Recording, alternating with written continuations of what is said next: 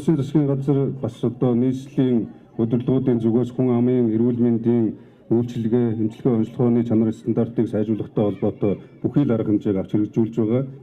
Энэ нь бол 0-аас 16 насны 120 гаруй мянган хүүхэд багчууд энэ дүүрэгт оршин сууж байгаа. Энэ эмнэлэг гэр хороололд, захын хороололд тэр дундаа анх удаа баригдаж байгаа айл өрхүүдийнхээ дунд иргэд хүүхдүүдэд хамгийн ойрхон үйлчилгээ үзүүлэх юм боломжийг бүрдүүлж байгаагаараа бас манай Улаанбаатар хотын одоо хэмжээнд бас ийм онцлогтой гэдгийг дурдсан зүйтэй.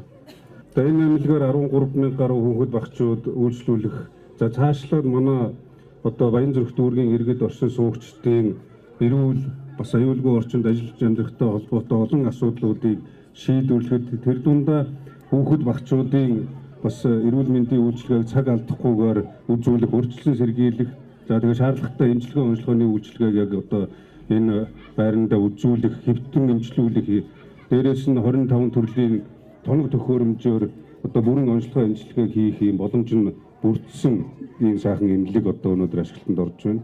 Инх тайван найрамдлын сангийн хамт олон өмнө нь манай Чингэлтэй дүүрэгт хүүхдийн амбулаторь, Налаах дүүрэгт 50 ортой хүүхдийн одоо хэвтэн эмчлүүлэх, эмнэлэг гэх мэтээр ийм олон сайхан хүмүүнлэгийн төсөл хөтөлбөрүүдийг хэрэгжүүлж ирсэн. Цаашдаа ч гэсэн олон энэ төрлийн одоо сургууль цэцэрлэг, эрүүл мэнд боловсролын чиглэлийн төсөл хөтөлбөрийг манай нийслэл хотод хэрэгжүүлж, хөрөнгө хүрээнд бас одоо олон иргэн оршин суугчдыг хамарсан байдлаар зохион байгуулахаар бас ажиллаж байгаад нь бид талархлаа илэрхийлье.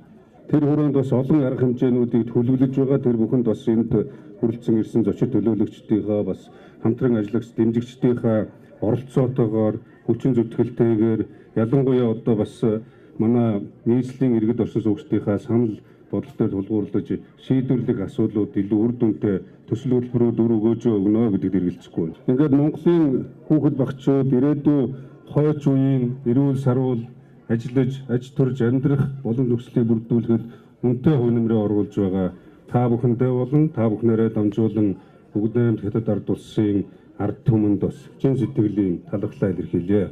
Монголын ард түмний сайн сайхны төлөө үргэлж одоо бас сайхан сэтгэлээр хандаж байдаг та бүхний ажилд амжилт хүсье. Баярлалаа. Байгуулагдаж байгаа хүндрэн алгад ажилтнаа мэдэхийг хүсэж байна. Энэ бол хамгийн одоо хэрэгтэй ажил төсөл хэрэгжсэн. Ягаад гэх юм бол манай нийслэлийн хэмжээнд хүүхэд багцуудын иргэд оршин суугчдын эрүүл мэнд, эмчилгээ онцлогооны чиглэлийн үйлчилгээг сайжруулах, чанарыг дээшлүүлэх, за бас одоо урьдчилан сэргийлэх, ямар нэгэн эрсдлээс одоо урьдчилан сэргийлэх ажлуудыг өргөн цар хүрээнд хийхээр олон ажлууд хийгдэж байгаа. Гэхдээ яг бодиттой ийм хөрөнгө оруулалт өнөөдөр манай Баянзүрх дүүргийн нийслэлийн хамгийн том дүүрэг 340 гаруй мянган хүн амтай, дээрээс нь 0-аас 16 насны 120 гаруй мянган хүүхэд бий. Зөвхөн энэ одоо Баянзүрх дүүргийн 9-17 24-р хороонд ихтэл одоо 0-аас 16 насны 13 мянган хүүхэд энэ эмнэлгээр үйлчлүүлэх юм боломж одоо бүрдэж байгаа.